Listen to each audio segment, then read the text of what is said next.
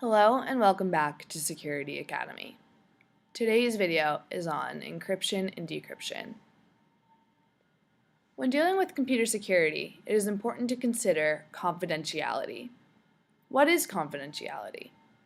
Confidentiality means restricting access to data so that only those who are intended to receive the information can acquire it. Why do we need confidentiality? Without confidentiality, systems become prone to attacks such as sniffing and man-in-the-middle. Sniffing and man-in-the-middle are attacks in which malicious individuals intercept and manipulate data as it is passed over a network between users. The key difference between the attacks is that the man-in-the-middle attack is performed on encrypted data, while the sniffing process is catered toward data that has not been encrypted. Sniffing attacks can be compared to the tapping of phone wires, while man-in-the-middle attacks are a bit more complicated. To learn more about the man-in-the-middle attack, see our video on the Diffie-Hellman key exchange. So to avoid these attacks, how do we ensure confidentiality? Use encryption. Encryption is the process of encoding data for security purposes. Generally, a key is required for decoding.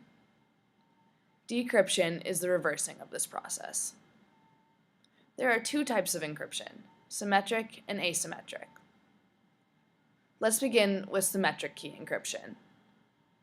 Symmetric key encryption is a type of encryption that uses the same key to both encrypt and decrypt the message.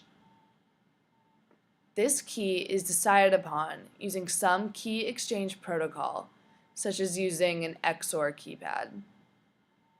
XOR is representative of exclusive OR, which means that if the input is the same as either A or B, but not both A and B, then it is considered true. The outputs are depicted by the pictured chart.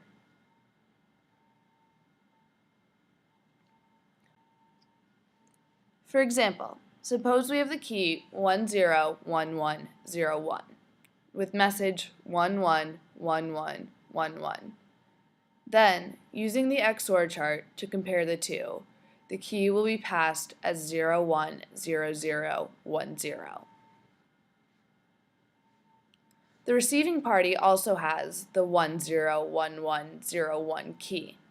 So to decrypt the message that they received, they will follow the same process with 010010 to arrive at the decrypted message 111111. Other key exchange protocols include the one-time pad and the Diffie-Hellman key exchange. To learn more about these processes, watch our videos on the one-time pad and Diffie-Hellman. The alternative method of encryption is asymmetric key encryption.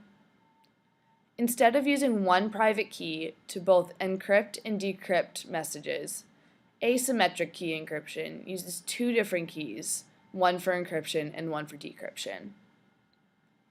This is the key characteristic of asymmetric key encryption because it allows the encryption key to be public without faltering the message's security.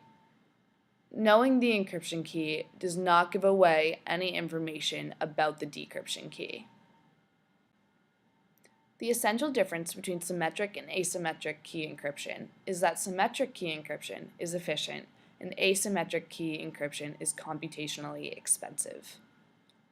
Symmetric key encryption also requires key distribution, which is the process of the intended sending and receiving parties exchanging a shared secret key prior to passing the encrypted message. And that wraps it up for today's video on encryption and decryption. We'll see you next video on Security Academy.